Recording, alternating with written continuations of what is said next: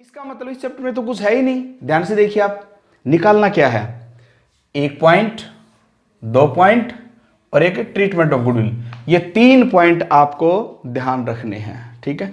ये था हमारा रिटायरमेंट। और अब डेथ कैसे होगी।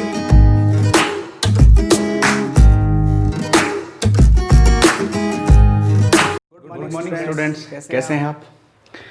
12th क्लास में अब तक हम 4 चैप्टर कर चुके हैं, एडमिशन ऑफ पार्टनर तक। उसके बाद जो नेक्स्ट पॉइंट आता है वो हमारे पास में retirement and death of A partner.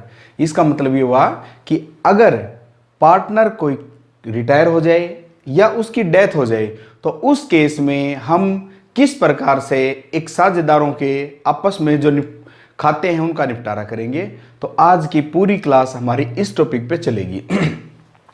और अगर आपने एडमिशन ऑफ पार्टनर्स का चैप्टर अच्छे से किया है तो याद रखना इस चैप्टर में और उस चैप्टर में कोई खास चेंज नहीं है, क्योंकि अकाउंट तो अकाउंट होते हैं, रूल तो रूल है, सब सेम ही होते हैं। लेकिन यहाँ पे बस ये हमें ध्यान कहाँ रखना पड़ता है मेन इसमें, कि जब एडमिशन होता है तो उस कंडीशन में हम किन किन बातों को करते हैं, ठीक है। और जब कोई पार्टनर रिटायर होता है तो उसका इम्पैक्ट क्या होता है, और बाकी अकाउंट सब कुछ सेम है। तो मैंने आपको मेन 8 पॉइंट बताए थे। क्या पॉइंट बताए थे?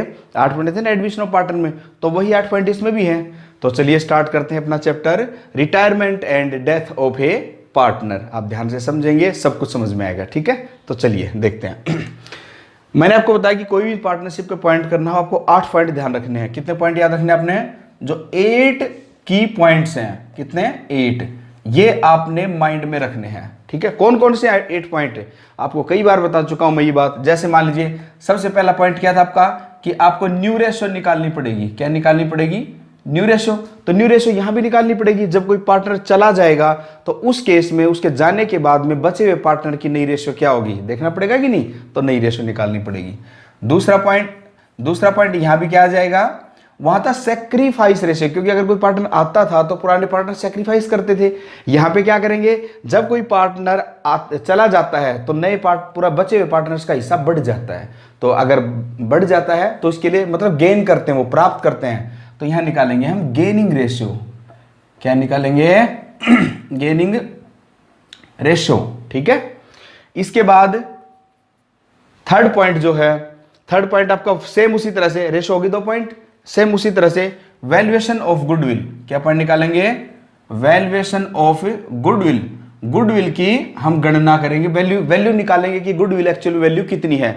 लेकिन इस चैप्टर में मोस्टली आपको इसके लिए सेम पॉइंट वही जैसे हमने एडमिशन में किया था, कोई चेंज नहीं, क्योंकि रूल तो रूल होते हैं भाई। गुडविल की गणना वही 3 मेथड है, दे रखी हो तो बढ़िया, नहीं तो उसी तरीके से हम गुडविल को निकाल देंगे, ठीक है। तो ये पॉइंट तो आपको वैसे ही हो जाएगा, इसकी तो जरूरत ही नहीं पड़ेगी करने की यहाँ पे, ठीक है। एक पॉइंट तो अंडरस्टूड है। इसके बाद आपका ट्रीटमेंट ऑफ गुडविल। क्या पॉइंट है? ट्रीटमेंट ऑफ गुडविल, मतलब गुडविल का लेखा, गुडविल की एंट्री हम किस प्रकार से करेंगे। जब कोई पार्टनर आता था तो हम एंट्री क्या करते थे, और अब कोई पार्टनर जाता है तो एंट्री क्या करेंगे। तो सेम पॉइंट उसी तरह से कर लेंगे। और इसके बाद हम करेंगे उसी तरह से पॉइंट हमारे पास में रिजर्व एंड सरप्लस का ट्रीटमेंट। रिजर्व एंड सरप्लस, ठीक है। हम इसको एडजस्टमेंट ऑफ प्रॉफिट भी बोल सकते हैं। क्या बोल सकते हैं? एडजस्टमेंट ऑफ प्रॉफिट, सरप्लस वगैरह समझ जाओ तुम, आपको कई बार बता चुका है पॉइंट। प्रॉफिट हो गया, सरप्लस हो गई चीजें, ठीक है। तो ये पॉइंट, तो ये भी कोई चेंज नहीं है, ये उसी तरह से जो हमने एक एंट्री करनी थी वही इसमें कर देंगे, ठीक है। तो ये भी हमें कोई अलग थोड़ी है, सेम जैसे एडमिशन में करते थे। जनरल रिजर्व दिया हो, वर्कमैन कंपनसेशन फंड दिया हो, कैपिटल रिजर्व दे रखा हो, रिजर्व दे रखा हो, तो सेम वही पॉइंट है, ठीक है। तो कोई टेंशन, ये भी ऐसे ही हो गया, ये भी ऐसा ही हो गया। इसके बाद फिर उसी तरह से रिवैल्यूएशन अकाउंट। रिवैल्यूएशन अकाउंट, अब रिवैल्यूएशन का मतलब क्या होता है? सेम उसी तरह से सेट्स और लायबिलिटी का रिवैल्यूएशन। तो यहां भी तो वही करेंगे, कोई चेंज नहीं, ये भी सेम है, ठीक है। और इसके बाद में कैपिटल अकाउंट। क्या बनाएंगे? Capital account. और कैपिटल अकाउंट के रूल भी सेम होते हैं, कोई अलग थोड़ी है। लेकिन बस एडमिशन में और रिटायरमेंट में क्या डिफरेंस, पार्टनर आता था तो वो कैपिटल लेके आता था हमारे पास में, ठीक है ना।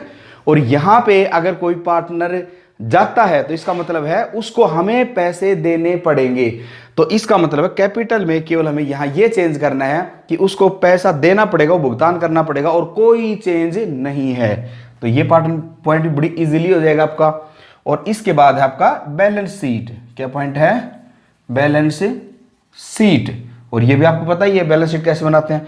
इसका मतलब ध्यान से देखिए, अब मैंने टोटल 8 पॉइंट बताए, 1 2 3 4 5 6 7 और 8। पार्टनरशिप के अंदर यही 8 पॉइंट्स होते हैं आपको अच्छे से करने के लिए, ठीक है, चैप्टर चाहे एडमिशन हो चाहे रिटायरमेंट। तो इसका मतलब ये हुआ कि अब आप ध्यान से देखिए इस पॉइंट को, अगर कुछ पॉइंट आपके एडमिशन ऑफ पार्टनर में छूट गए हैं तो वो यहां भी बहुत सारे कवर हो जाएंगे, ठीक है। तो इसलिए आप ये ना समझें कि एक नया चैप्टर है, पता नहीं क्या नई रामायण आ गई, ऐसा इसमें कुछ नहीं है, केवल रिटायरमेंट का छोटा सा पॉइंट है। तो हमें क्या देखना पड़ेगा, देखो न्यू रेशियो हमें फाइंड करनी पड़ेगी, एक ये पॉइंट ध्यान रखना पड़ेगा। न्यू रेशियो अगर दे रखी हो तो ठीक है, नहीं तो निकाल दो। गेनिंग रेशियो निकालनी पड़ेगी, ठीक है। वैल्यूएशन ऑफ गुडविल मोस्टली दी हुई होती है, नहीं तो आपको पता तीनों मेथड जो भी उसके अकॉर्डिंग निकाल देंगे।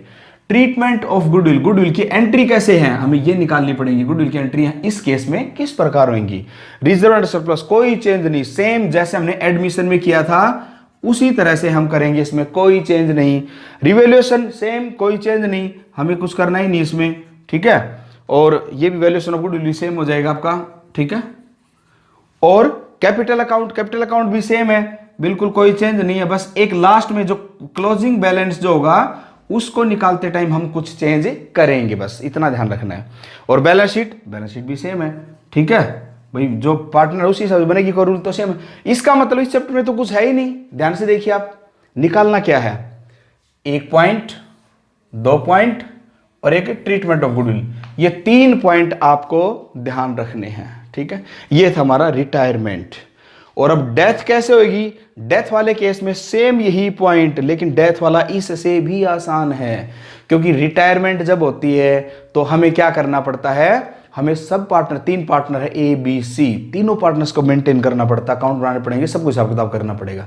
लेकिन अगर किसी की डेथ हो जाएगी, मान लीजिए ए चला गया, बी चला गया, तो हमें केवल जो डेथ होगी उसका हिस्सा निकालना पड़ेगा। इसका मतलब है यहां तो हमें 3 का निकालना पड़ रहा है सब कुछ, वहां पे केवल 1 का, तो और बिजी है, ठीक है। तो स्टार्ट करते हैं। तो आज की हमारी जो क्लास होगी वो केवल न्यू रेशियो और गेनिंग रेशियो पर होगी, ठीक है। आज की एक क्लास में हम ये करेंगे, एक क्लास में हम ट्रीटमेंट ऑफ गुडविल करेंगे, ठीक है। इसकी हम कोई क्लास नहीं करेंगे रिजर्व सरप्लस की, ये हम कर चुके हैं, वही सेम है, कोई रूल है ही नहीं अलग से। इसकी हम कोई क्लास ये रिजर्व सरप्लस की नहीं करेंगे, रिवैल्यूएशन की कोई क्लास नहीं करेंगे, हम फिर सीधे कैपिटल अकाउंट, मतलब इसका ये हुआ कि हम इसके बाद में डायरेक्ट कंप्लीट क्वेश्चन करेंगे, ठीक है। कंप्लीट क्वेश्चन की प्रैक्टिस करेंगे और यहां मैं तुम्हें ज्यादा से ज्यादा क्वेश्चन करवाऊंगा इसमें, ताकि तुम्हें ज्यादा से ज्यादा रिवीजन हो, ठीक है। तो इसका मतलब है 2 ही पॉइंट मेन है इसमें, रेशियो और गुडविल, ठीक है। तो समझ में आ गया होगा कि आज हम क्या पढ़ने वाले हैं, इस चैप्टर के अंदर क्या है ये भी आपको समझ में आ गया होगा, ठीक है। और इस चैप्टर में पूरे चैप्टर के दौरान हम क्या क्या करेंगे ये भी आपको क्लियर हो गया होगा। तो चलिए अब शुरू करते हैं हम न्यू रेशियो और गेनिंग रेशियो, ठीक है। एग्जांपल के लिए ए बी और सी 3 पार्टनर हैं, ए बी सी 3 पार्टनर हैं, इनकी रेशियो है 2, ध्यान से देखिए 1 और 1, ठीक है। अब हमने कहा कि इसमें सी जो है उसकी डेथ हो गई और कोई नई बात नहीं कह रखी, ये क्या रेशियो है, ओल्ड रेशियो। ध्यान से देखिए भाई, सी अगर डेथ हो जाए और कुछ भी ना कहे तो आप सी को छोड़ दीजिए, तो न्यू रेशियो क्या बच जाएगी, ए और बी की 2 और 1, क्योंकि और कुछ तो कहते नहीं, सी को हटा दो। अब अगला पॉइंट, अगर ये कहे बी की डेथ हो गई, ठीक है, तो बी को छोड़ दीजिए, ठीक है। तो इसका मतलब 2 और 1, ए 2 यहां पे इसको छोड़ के और ए यहां सी के आगे 1, समझ गए, मतलब ए और सी की रेशियो हो जाएगी, ये ए और बी की है, चाहे ऐसे लिख लो, और ये ए और सी की है। अगर ए की डेथ हो जाए तो बी और सी की रेशियो 1 और 1, 1 और 1, ये बी की रेशियो और ये सी की रेशियो, यही हमारी न्यू रेशियो होगी। कितनी आसान है देखो आप, है ना। तो अगर क्वेश्चन में ये कहा जाए कि ये न्यू रेशियो है, सॉरी ओल्ड रेशियो है, और ये आदमी डेथ हो गई, इसकी एक पार्टनर की डेथ हो और कुछ भी नहीं कहे, तो आप उस पार्टनर को हटा दीजिए, जो बच गया वो आपकी नई रेशियो है, समझ गए। अब दूसरा पॉइंट है गेनिंग रेशियो, ये मैं साथ साथ लेता हूं जैसे सैक्रिफाइस रेशियो की थी। गेनिंग रेशियो का क्या मतलब है, गेनिंग रेशियो, गेन का मतलब होता है प्राप्त करना, तो गेनिंग रेशियो प्राप्ति रेशियो, ए और बी सी पार्टनर हैं, सी की डेथ हो गई तो ए और बी को क्या होगा, भाई मान लीजिए पहले 1 लाख रुपए हैं, वो दोनों को मिलते थे, कितने को तीनों में 1,20,000 के प्रॉफिट है, तो ए बी सी तीनों में बांट दो 1,20,000 को, 2 1 1 में, तो आधा तो इसको मिल गया। मतलब कहने का ये हुआ कि 60,000 रुपये इसको मिल गए, 30,000 रुपये इसको और 30,000 रुपये इसको, यही मिल रहा है ना 2 1 उन्होंने अगर बांटे तो। अब अगर सी चला जाए मान लीजिए, तो इसका मतलब है अब वही 1,20,000 रुपये इन दोनों में बटेंगे। मैंने क्या लिखा पहले देखिए ध्यान से, 60 30 और 30। अब वही 1,00,000 रुपये, ये कौन है, ए बी और सी, रेशियो इनकी 2 1 और 1, ये चला गया। अब वही 1,20,000 रुपये इन दोनों में बटेंगे। दोनों की रेशियो क्या है, 2 और 1, 80,000 और 40,000, ये हो गया। इसको तो ये तो चला ही गया। तो अब ध्यान से देखिए क्या डिफरेंस आया। पहले ए को कितने मिलते थे, 60, और सी के चले जाने के बाद इसको मिले 80, तो इसका हिस्सा 20 रुपये बढ़ गया। और यहाँ पे बी है, बी को पहले कितने मिलते थे, 30 रुपये, और एक सी के चले जाने के बाद इसका हिस्सा भी बढ़ गया। कितने रुपये बढ़ गया, 10 रुपये, 10,000 रुपये। तो इसको 20,000 एक्स्ट्रा मिले इसको। इसका मतलब क्या हुआ, ये जितने एक्स्ट्रा प्राप्त हुए, यही तो है प्राप्ति रेशो, एक्स्ट्रा प्राप्त करने की रेशो। तो इसको 20,000 मिले, इसको 10,000 मिले, इसका मतलब 2:1, यही हमारी गेनिंग रेशो है। तो ये निकली कैसे, ये देखिए यही कैसे है, ये क्या है ओल्ड, ये क्या है ओल्ड, और ये क्या है न्यू। इसका मतलब है हमने न्यू 80 में से 60 कम किया तब जाके 20 आया है, न्यू माइनस ओल्ड। क्लियर हुआ पॉइंट मेरा। तो यही मैं बताना चाह रहा था आपको। तो आपको गेनिंग रेशियो का सीधा और सिंपल सा फॉर्मूला क्या हुआ, गेनिंग रेशियो निकालने के लिए आपको न्यू रेशियो माइनस में ओल्ड रेशियो करनी पड़ेगी। सैक्रिफाई रेशियो में हम क्या करते थे, सैक्रिफाई रेशियो में क्या करते थे, old ratio minus new ratio, उसका उल्टा कर दीजिए। आगे समझ में। तो यही पॉइंट है और कुछ है नहीं इसमें। तो अब देखिए अब कैसे निकलेंगे जो मैंने केस लिखे थे। अगर ए बी पार्टनर है, ए बी सी पार्टनर है, 2 1 और 1 उनकी रेशियो है, सी चला जाता और कुछ भी नहीं कहा जाता, तो यही ए और बी की नई रेशियो हो जाएगी और यही गेनिंग रेशियो हो जाएगी। इस केस में आपको गेनिंग रेशियो और नई रेशियो निकालना नहीं होता। समझ गए। तो एक केस कंप्लीट हो चुका है हमारा, कितना इजी तरीके से। ठीक है, और देखिए अब दूसरा सेकंड केस।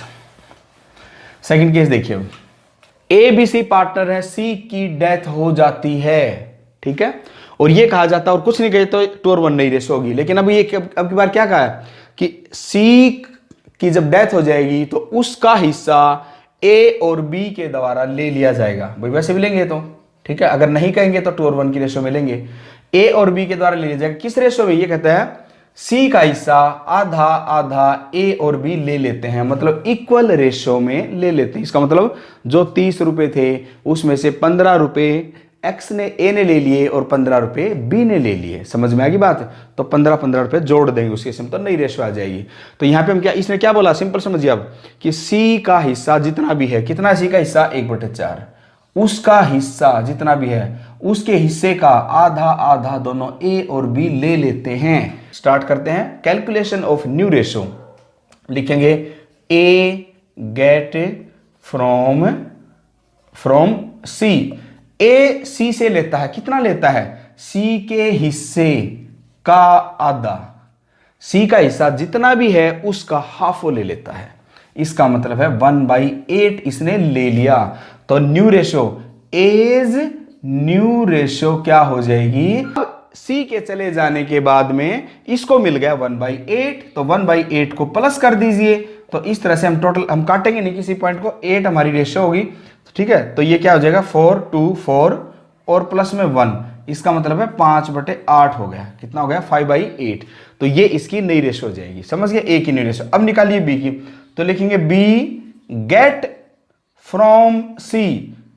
बी जो है वो सी से कितना लेता है, वो भी सी से उसके हिस्से का आधा। देखो 1:1 का मतलब 1/2 और 1/2, ठीक है।